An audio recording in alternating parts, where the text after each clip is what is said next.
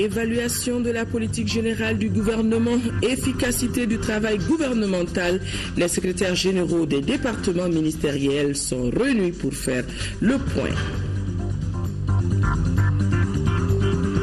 24 juillet dernier, c'était l'accident d'avion d'Air Algérie dans la zone de Gossi, ici au Mali, avec à son bord 116 passagers. L'enquête se poursuit. Bamako a été choisi pour présenter le rapport d'étape à la presse nationale et internationale. Nous sommes samedi 20 septembre. Mesdames et messieurs, bonsoir et bienvenue dans ce journal. Efficacité du travail gouvernemental, c'est à cela que s'attellent les secrétaires généraux des départements ministériels réunis depuis ce matin à Bamako pour un séminaire. Les participants passent au peigne fin plusieurs thématiques dont les contrats de performance des ministres. Ces contrats sont considérés comme un outil d'évaluation des actions menées par les différents départements conformément à la politique générale du gouvernement. Les détails avec Ramata Konate. Ce séminaire est un exercice de mise à niveau qui s'adresse aux secrétaires généraux des départements ministériels. Les exposés suivis de discussions portent sur les contrats de performance, la collaboration interministérielle, le contentieux de l'État et le travail gouvernemental.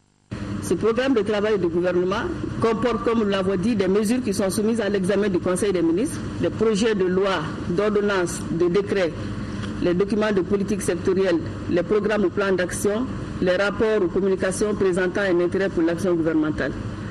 Cet outil, il est établi pour une période de 6 mois et fait l'objet d'une présentation, une évaluation trimestrielle en fin de période.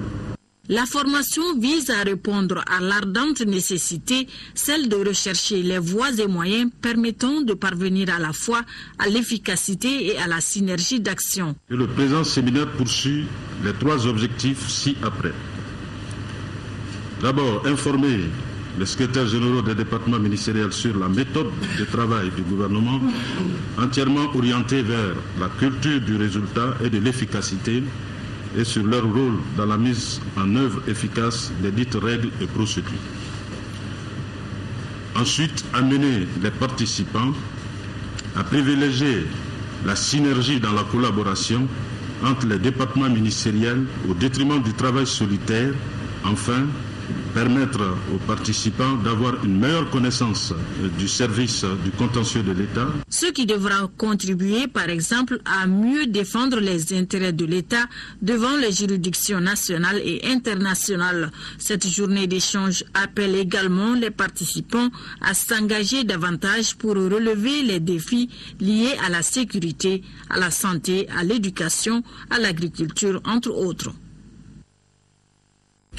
À l'occasion de la fête nationale du Mali, une cérémonie de dépôt de gerbes de fleurs aura lieu le lundi 22 septembre à 8h30 au monument de l'indépendance. La cérémonie sera présidée par le président de la République, Ibrahim Boubacar Keïta. Sont conviés personnellement à cette cérémonie les médaillés d'or de l'indépendance, les dignitaires de l'Ordre national du Mali et les membres du Conseil des ordres nationaux. En raison de l'importance et de l'éclat que doit revêtir l'événement, le grand chancelier compte sur la présence effective de tous. Le port des décorations pendantes, cravates ou plaques de grand officier est obligatoire. Le 24 juillet 2014, un avion d'Air Algérie s'est écrasé dans la zone de Gossi, ici au Mali. L'avion, exploité par Swiftair, une société espagnole, avait à son bord 116 passagers. Le rapport d'étape de cet accident a été présenté par la commission d'enquête du Mali et le bureau d'études et d'analyse français aux médias nationaux et internationaux. Plusieurs personnalités étaient présentes à la conférence qui a été d'ailleurs retransmise en direct sur l'ORTM et TV5 depuis le Centre international de conférences de Bamako. Garibou Pérou était présent. Qu'est-il arrivé à l'avion MC Donnell Douglas? Le premier rapport d'étape de cet accident précise que tous les documents de cet avion sont à jour. Construit en 1996, MC Donnell Douglas a effectué des milliers d'heures de vol. Avant ces vols, la compagnie a, selon les enquêteurs, déposé un plan de vol. Les routes prévues et attribuées sont définies. C'est un avion européen. Les moteurs sont des moteurs Pratt & Whitney.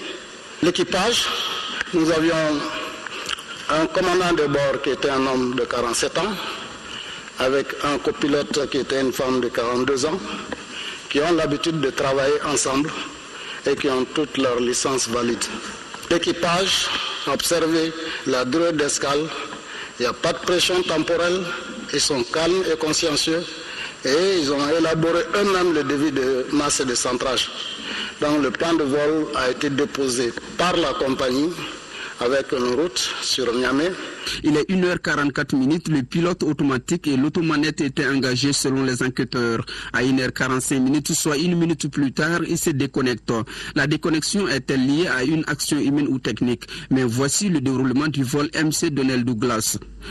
C'est-à-dire que on vient de supprimer un automatisme. À partir de 1h45 et 35 secondes, une trentaine de secondes plus tard, le pilote automatique est déconnecté. Là aussi, un des automatismes vient d'être supprimé. À cet instant de l'enquête, on ne sait pas si c'est une logique des systèmes de l'avion qui amène cette déconnexion du PA, mais on ne sait pas non plus si c'est une action volontaire ou involontaire de l'équipage. La vitesse est alors de 162 nœuds, 100 km/h, et l'altitude de 29 000 pieds. L'avion a commencé à descendre, il a perdu plus de 1000 pieds. L'assiette va commencer à diminuer. Sous-entendu, le nez de l'avion va baisser légèrement. L'inclinaison de l'avion va augmenter. L'avion va tomber. Bilan 116 morts. L'avion a été pulvérisé dans la zone de Gossi au Mali. Loin d'un rapport d'analyse encore moins judiciaire, ce rapport est une expertise factuelle. C'est pourquoi les enquêteurs ne privilégient aucune piste pour le moment. Mais ils se disent déterminés à faire parler tous les moyens pour avoir une réponse à la question: qu'est-il arrivé à l'avion MC Donnell Douglas?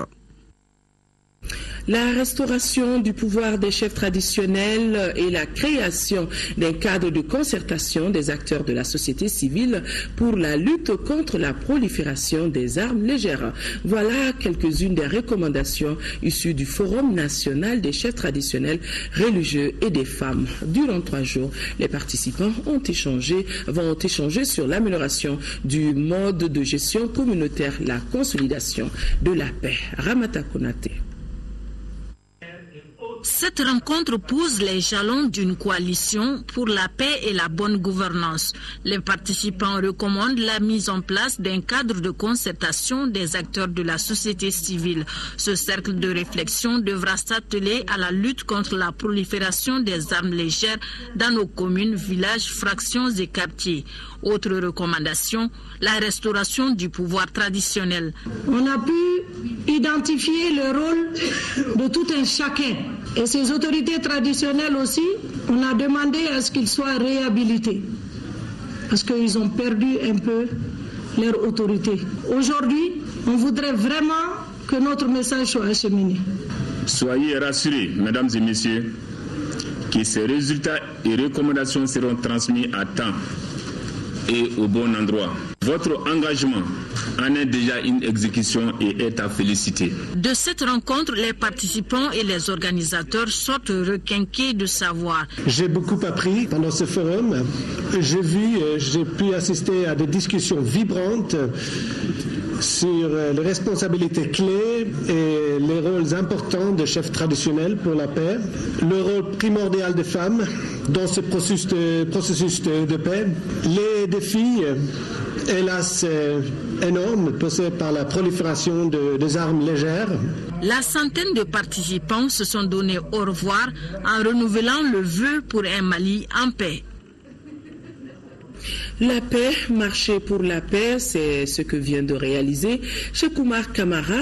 Il a marché de Caille à Bamako, une initiative qu'a bien appréciée le ministère de la Réconciliation nationale. Compte rendu, Isaac Tchenou. La paix n'a pas de prix. C'est ce qui a motivé Cheikh Oumar Kamara de la région de Kaï à choisir de marcher pour la paix au Mali. Une discipline d'endurance vertu que tout Malien doit avoir pour la reconstruction du pays. Âgé de 44 ans, Kamara a pris le départ le 8 septembre à Kaï. 8 jours lui ont permis de rentrer à Bamako pour livrer son message au département en charge de la réconciliation nationale. Ce geste patriotique est un signal fort. Je marche pour la paix. J'ai décidé de braver les intempéries possibles en ce moment pour dire à tous les Maliens que personne ne doit rester en marge.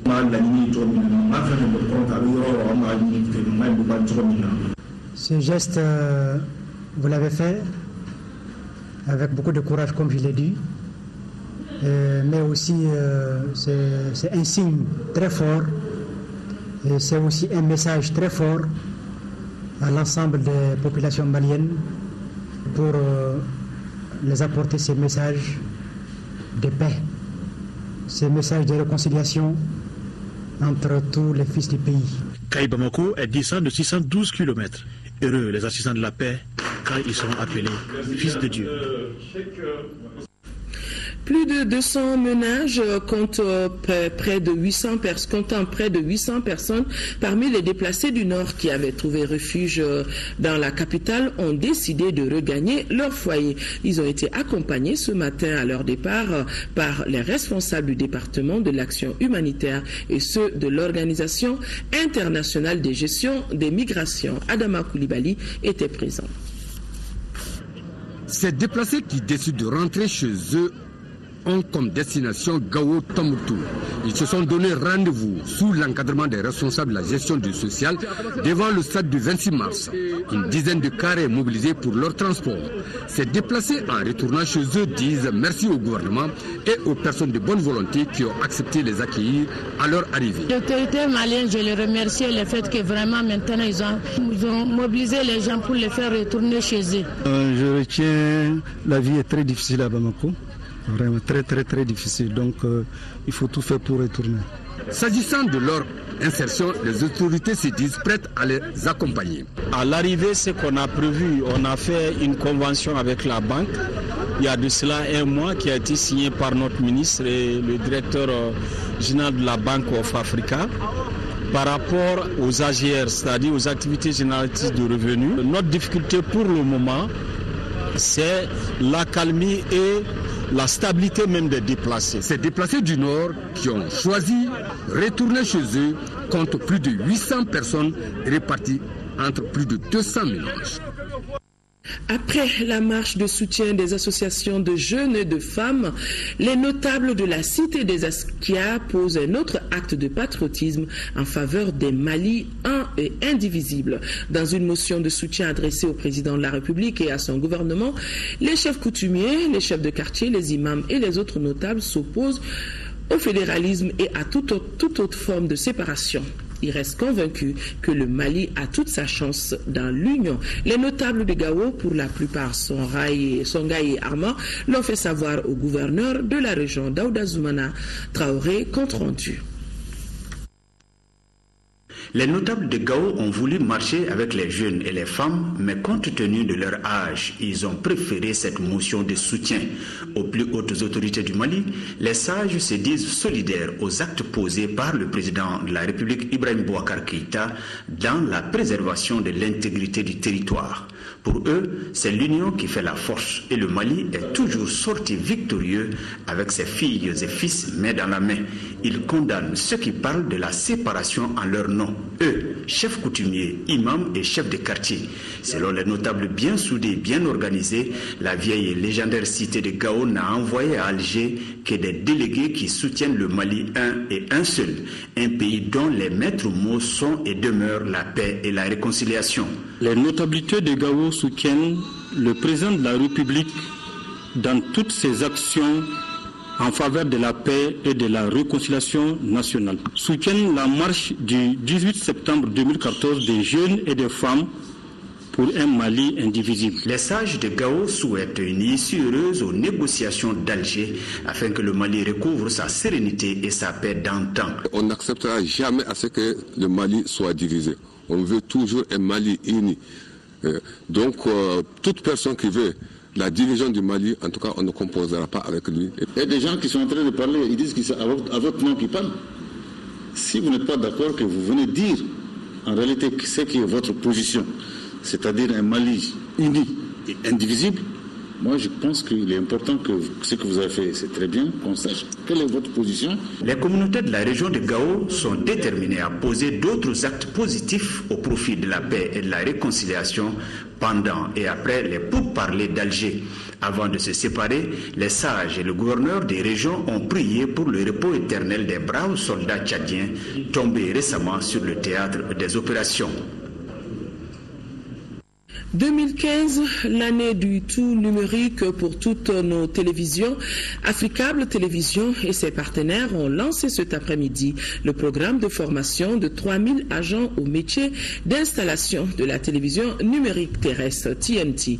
La cérémonie était placée sous la présidence du Premier ministre, chef du gouvernement, Moussa Mara. Kadiatou Kone a suivi la cérémonie pour nous. Bientôt, notre pays va transiter de la télévision analogique vers la télévision numérique terrestre TNT, prévue pour le 17 juin prochain. Afin de faire face à cette transition, Afrique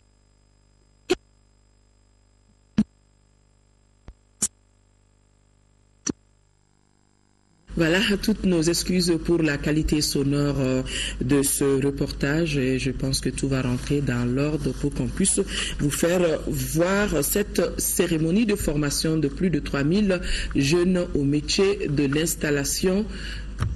Voilà, on me fait signe que l'élément est prêt. Voilà, donc on aura l'occasion de suivre ce reportage de Kadiatou Kone.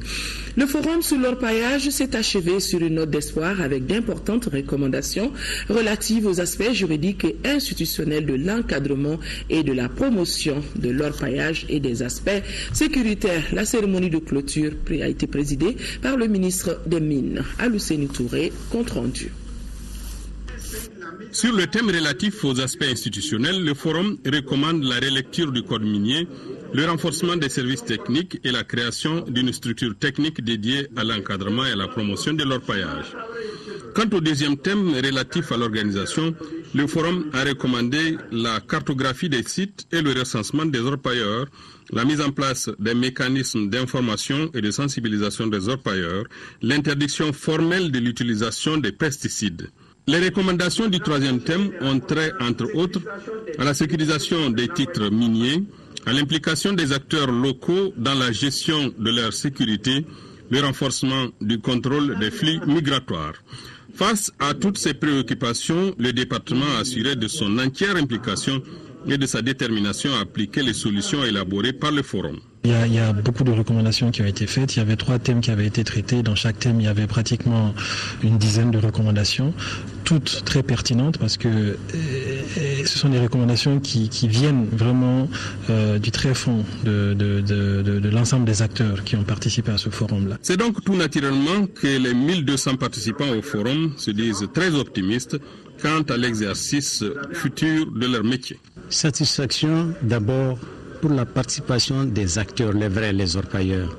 Pendant 3 jours, ils ont activement participé à ce forum et nous nous sommes parlé et ils ont dit exactement ce qu'ils ont sur le cœur. C'est extrêmement important pour un dialogue constructif. La nouvelle organisation que nous voudrons voir au niveau de ce monde, les orpailleurs ont totalement adhéré à cette nouvelle vision et nous disons que c'est tant mieux pour eux. Tant mieux pour nous, tant mieux pour les collectivités, tant mieux pour le Mali. C'est un sentiment de joie d'abord, parce que c'est pour la première fois que les orpailleurs viennent rencontrer les autorités de tutelle et discuter leurs problèmes. Nous allons respecter d'abord toutes les recommandations qui ont été présentées à ce forum-là. Et d'autre part, mais il y a des difficultés, mais je pense que ces difficultés-là, nous allons pouvoir les soulever. Et puis aussi, on nous demande qu'on est en train de faire l'usurpation des titres miniers, alors qu'on n'occupe pas, parce qu'au départ, on nous a fait croire que l'or alvéolaire, c'est l'orpaillage, jusqu'à 50 mètres de profondeur. Mais maintenant, on prouve que les orpailleurs sont en train d'occuper illégalement les terrains des titres. Donc ça pose problème aussi. Les 3 jours de débat sont loin d'avoir épuisé toute la problématique. Ils ont cependant le mérite de poser le problème et d'enclencher la réflexion. Rendez-vous est donc pris pour une prochaine édition. 29 juillet 2004, 29 juillet 2014, la Fondation Femmes d'Afrique et Culture Mémoriale de Rufisque a célébré ce samedi le 10e anniversaire de son existence. Les festivités qui se sont déroulées au siège de la Fondation Cisa Dar Salam ont été marquées par la visite de la salle polyvalente Madame Traoré, Marie-Madeleine et des défilés de mode. Madame Keïta Aminata Meiga, l'épouse du chef de l'État, a tenu à être de la célébration. Fademba Keïta était présent lui aussi. Rétrospective des 10 années d'action à travers les photos exposées des premières institutrices, visite des stands et un défilé de mode qui a pour thème « Portons aussi le coton malien », tels sont les temps forts qui ont marqué ce 10e anniversaire. Le maintien d'un dialogue intergénérationnel pour le transfert des valeurs sociétales et culturelles est la mission phare du Comité national de la Fondation Femmes d'Afrique et Culture Mémoriale de Rufisque.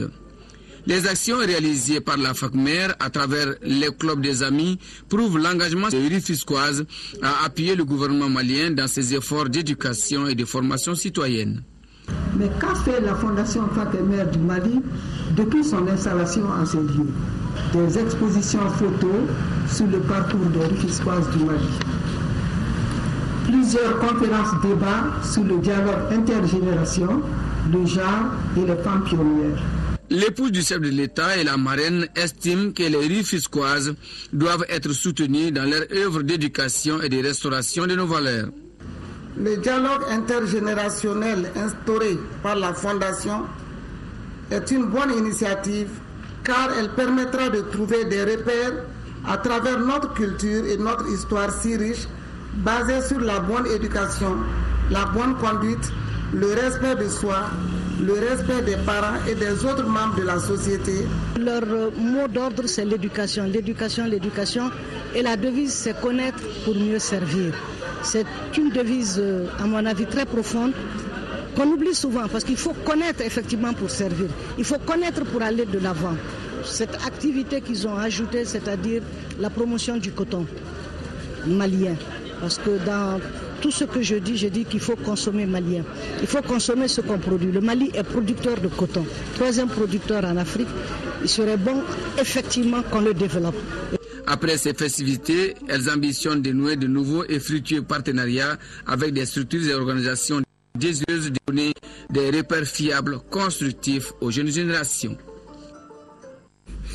Ouverture ce matin d'un séminaire de formation des membres du secrétariat exécutif du Parti des forces alternatives pour le renouveau et l'émergence, phare Ankawili. Objectif, outiller les dirigeants du parti en vue de la maîtrise des missions qui leur sont assignées. Reportage signé Moussa Fani.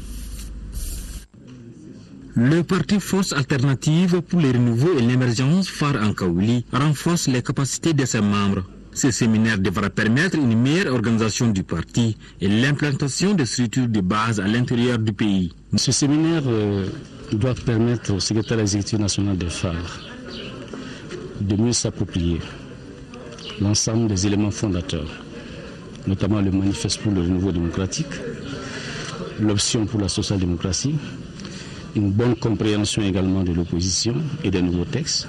Il faut que le secrétaire exécutif national le maîtrise, l'internalise, pour qu'il soit à même de l'expliquer aux échelons intermédiaires et aux échelons à la base.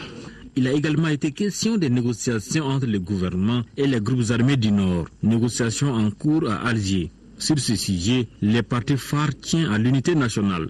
Les moments sont critiques. Et pour parler d'Alger, nous avons donné notre contribution, mais il est clair que les Maliens et les Maliens doivent être vigilants pour faire valoir l'ensemble des préoccupations que nous avons pour notre pays. Le Mali indivisible, une nation unie et plurielle, la souveraineté sur l'ensemble du territoire du Mali, et qu'ensemble nous serons capables d'avoir une alternative politique crédible, refondatrice du Mali, de son État, de sa nation, et qui nous permette d'espérer un avenir commun, un avenir voulu et construit dans les années à venir. Il faut être vigilant sur ça. Comme les difficultés que nous connaissons aujourd'hui en termes de conduite des affaires du pays, qui ne sont pas du tout, à notre sens, dans la bonne direction. Et il serait temps qu'on redresse. C'est l'appel qui a été lancé à plusieurs reprises, y compris au moment de la motion de censure par l'opposition. Le séminaire qui dure 2 jours regroupe les responsables de toutes les sections du parti phare.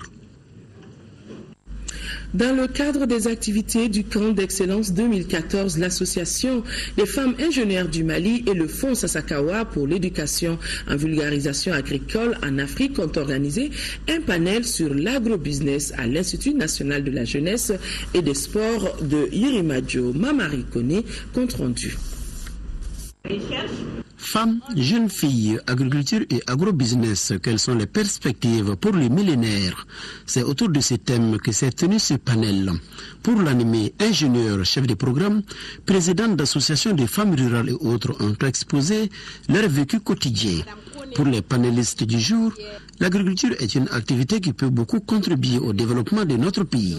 Susciter l'engouement chez les filles, chez les jeunes garçons, à s'orienter vers ces branches agricoles qui ne peuvent que contribuer au développement du pays, à l'autosuffisance alimentaire, à la sécurité alimentaire.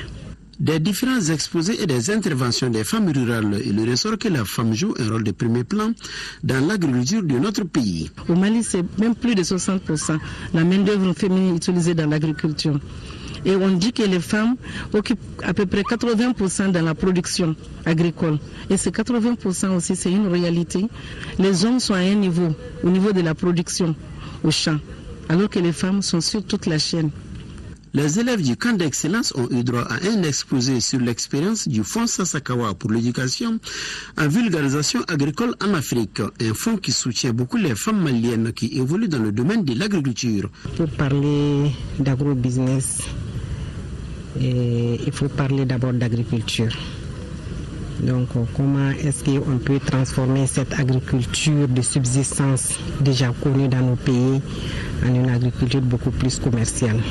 Au niveau des Sasakawa, on a essayé d'engager des actions pour éduquer le maximum de femmes à pouvoir éduquer les femmes rurales dans le domaine de la vulgarisation agricole. Et aussi essayer de voir comment organiser en tout cas tous les acteurs autour des chaînes de valeur. Après l'exposé sur la transformation des produits locaux et les témoignages des femmes dont la formation a été soutenue par le Fonds Sasakawa, l'assistance a suivi une projection sur le parcours de la petite Temma, un film qui retrace la vie d'une fille qui rêve de devenir une agricultrice. Je vous le disais, 2015, l'année du tout numérique pour toutes nos télévisions. C'est ainsi qu'Africable Télévision et ses partenaires ont lancé cet après-midi dans le programme de formation de 3000 agents au métier d'installation de la télévision numérique terrestre. La cérémonie était présidée par le Premier ministre chef du gouvernement, Moussa Mara. Kadiatou Kone était présente. Bientôt, notre pays va transiter de la télévision analogique vers la télévision numérique terrestre TNT, prévue pour le 17 juin prochain. Afin de faire face à cette transition, Africable Télévision et ses partenaires ont créé TNT Sat Africa. Nous, en tant qu'opérateurs et éditeurs, nous avons pensé à apporter notre contribution à cela. Pour le Mali qui nous concerne aujourd'hui, il s'agit, selon les études du ministère, de 850 000 récepteurs à fournir et à installer.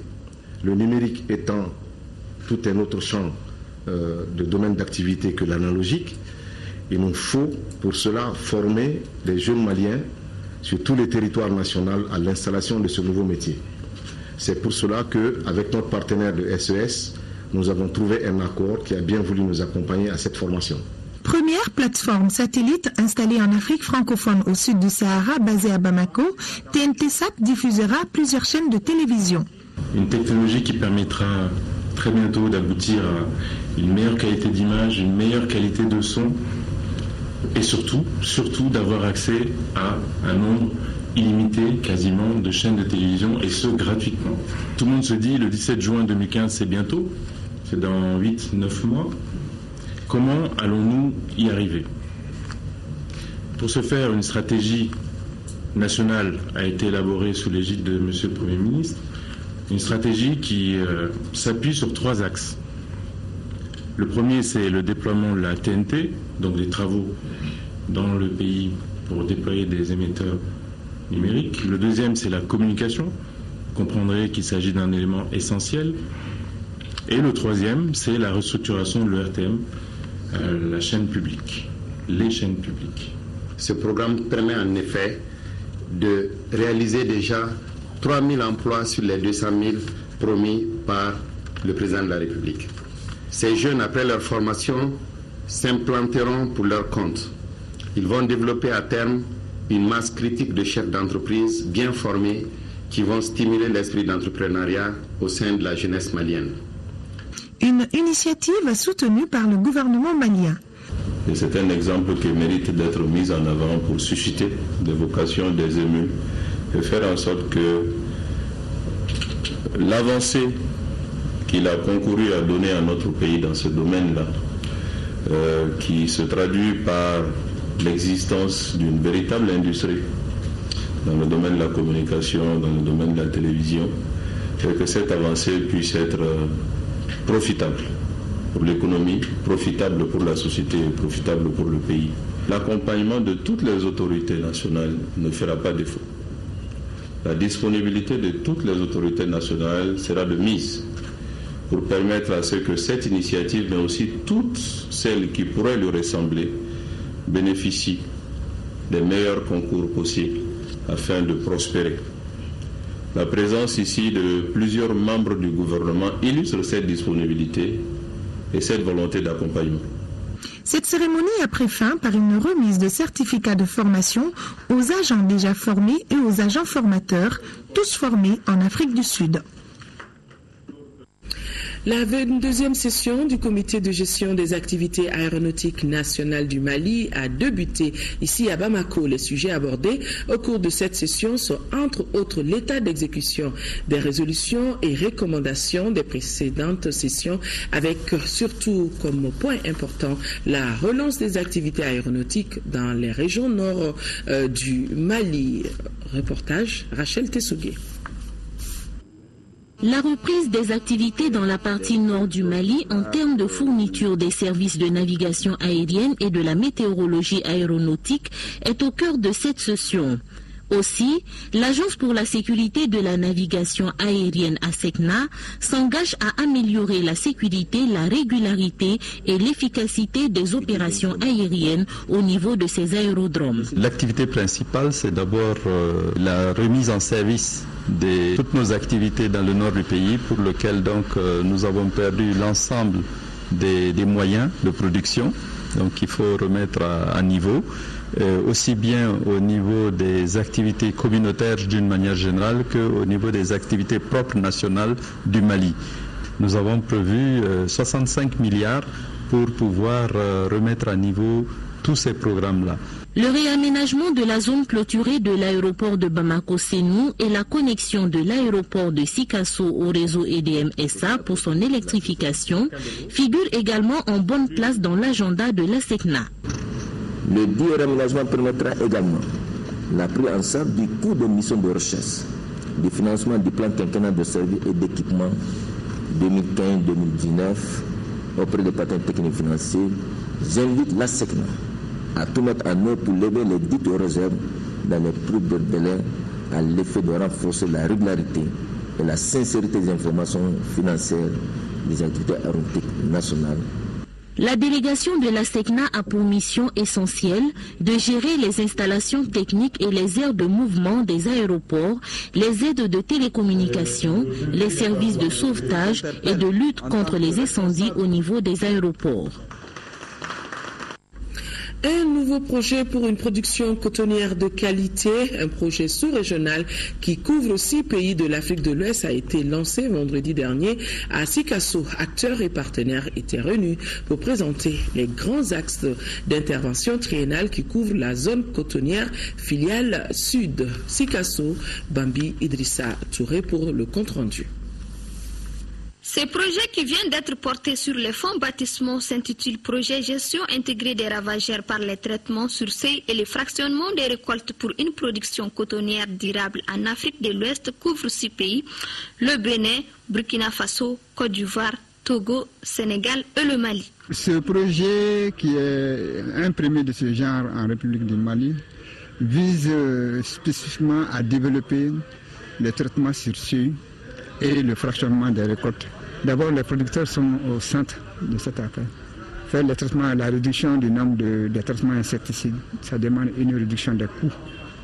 Si tout se passe bien, si le travail est correctement fait. L'essor économique dans la plupart des pays est lié au secteur agricole qui contribue pour plus de 50% du PIB, pour lequel plus de 75% de ses actifs sont impliqués dans la cotonculture. Cependant, ce secteur porteur des économies connaît certaines difficultés pour la qualité des productions, d'où une synergie d'action pour que le coton africain soit plus compétitif. Sa mise en œuvre sera basée sur la démarche de recherche participative qui place les producteurs du coton au centre du projet en vue de leur permettre de s'approvisionner de l'approche et les outils qui seront développés. Une préoccupation qui cadre avec les orientations des plus hautes autorités du pays. Cet atelier vient à peine nommé pour les plus hautes autorités de notre région Sigasso. Il permet de favoriser un climat d'échange ouvert entre les acteurs impliqués. Rappelons que ce projet qui bénéficie du soutien de la Banque mondiale à travers le CORAF-UCAR est prévu pour une durée de 3 ans et couvre pour le Mali la zone cotonnière filiale site de Sikasso. La coordination nationale, l'émission PNUD Mali, Addis Abeba, New York du projet changement climatique ont effectué une visite dans la commune de Massantola, cercle de Kolokani en 2e région. L'objectif est de mesurer les acquis du dit projet en 2014 et échanger avec les producteurs sur les perspectives. Brahima Kone. Le projet améliorer la capacité d'adaptation et la résilience face au changement climatique dans le secteur agricole au Mali devra prendre fin en 2015. La coordination nationale, les missions PNUD Mali, Addis Abeba, New York du dit projet évalue les activités prévues au plan annuel 2014 dans la commune rurale de Massantola. Beaucoup de progrès ont été faits. Le projet a un potentiel important et sur la base du financement que le Canada a bien voulu accorder, il sera possible de faire encore plus et d'atteindre un plus grand nombre de personnes.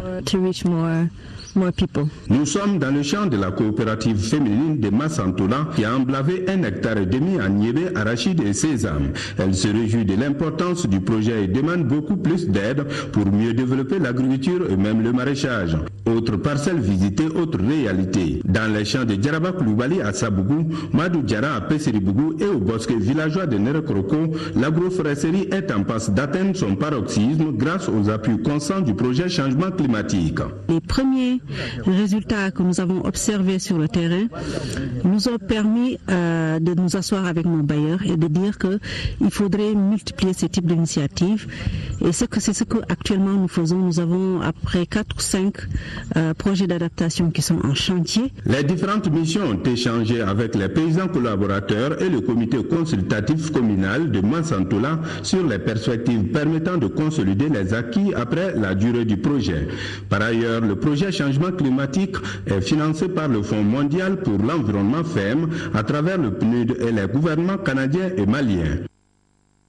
En 5e région, la Banque mondiale témoigne son soutien au Mali dans ses objectifs de développement. C'est ce qui explique la visite que vient d'effectuer la directrice pour l'environnement et la gestion des ressources naturelles de l'institution. Visite au cours de laquelle la directrice et sa délégation ont échangé avec les autorités régionales avec les responsables de projets et programmes intervenant dans le delta intérieur du Niger. Moustapha Doumbia depuis Mopti. L'objet de cette première visite de la directrice générale pour l'environnement et la gestion des ressources naturelles de la Banque mondiale en région de Mopti est de s'imprégner des potentialités du delta intérieur du Niger. C'est pourquoi, après avoir échangé avec les autorités régionales et les responsables des projets et programmes intervenant dans le delta, La directrice et sa délégation ont fait un tour sur les tronçons Mopti-Kona par Pinasso. L'enjeu de la visite, c'est le financement par la Banque mondiale du projet de réhabilitation économique et environnementale du fleuve Niger. Ce projet consisterait en une composante mobilité fluviale et une composante restauration économique et écologique. Le Mali est un pays avec une énorme potentialité en termes de développement et dont le gouvernement comprend justement la dimension multisectorielle du développement. Le projet de réhabilitation économique et environnementale du fleuve Niger pourrait donc bénéficier de l'accompagnement de la Banque mondiale. Il sera exécuté par l'agence du bassin du fleuve Niger. Le projet est quasiment acquis parce que la Banque mondiale a envoyé une mission de pré-identification du 25 août au 5 septembre. Et cette mission est venue sur le terrain échanger avec les différents acteurs pour définir avec eux les actions à mener dans le cadre du projet. À noter que le fleuve Niger est aujourd'hui confronté à la dégradation des berges, la jacinthe d'eau et d'autres difficultés.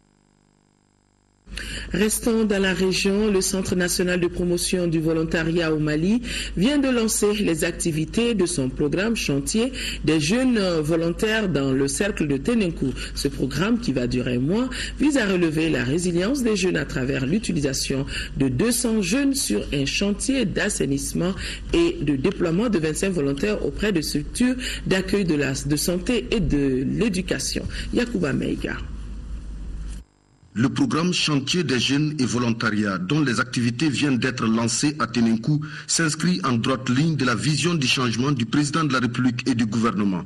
C'est une initiative du ministère de la Solidarité, de l'Action humanitaire et de la Reconstruction du Nord en partenariat avec le ministère de la Jeunesse et de la Construction citoyenne. Les plus hautes autorités voudraient à travers ces actions relever la résilience des jeunes.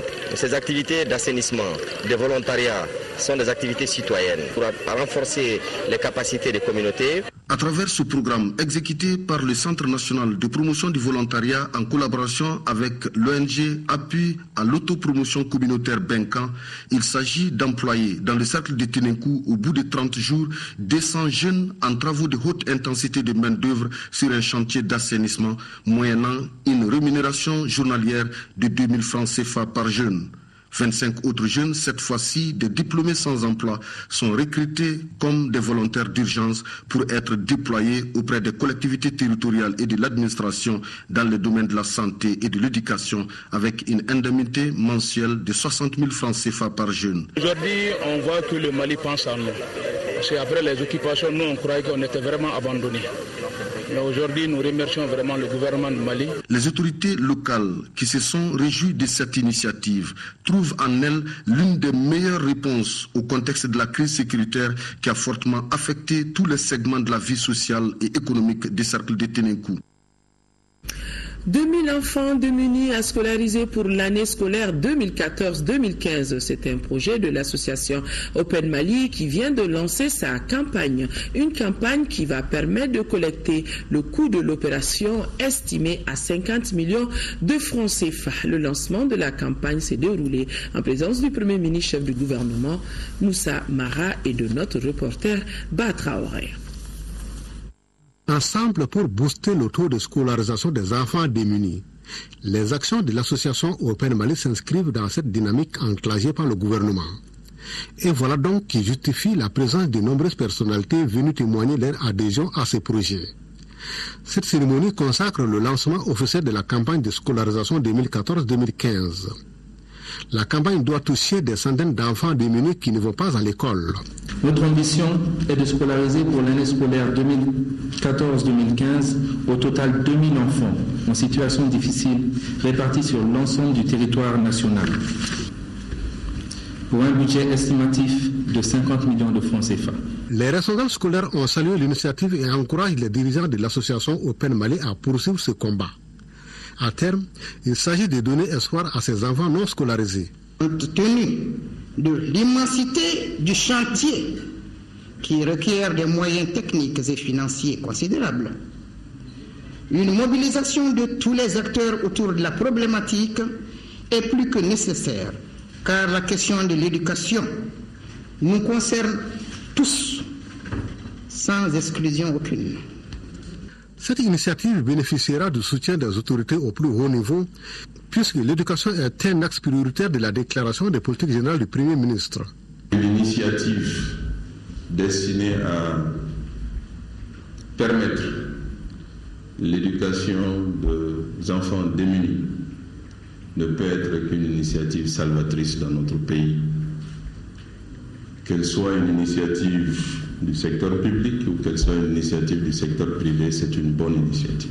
Donc en cela, nous devons sincèrement féliciter Open Mali, encourager Open Mali et faire en sorte que cette initiative qui dure depuis maintenant plus de 10 ans puisse continuer le plus longtemps possible. L'autre symbole, c'est une initiative portée par des jeunes, quelquefois des enfants. Sincèrement, cette association mérite notre reconnaissance. Cette association mérite notre soutien. Cette association mérite notre accompagnement.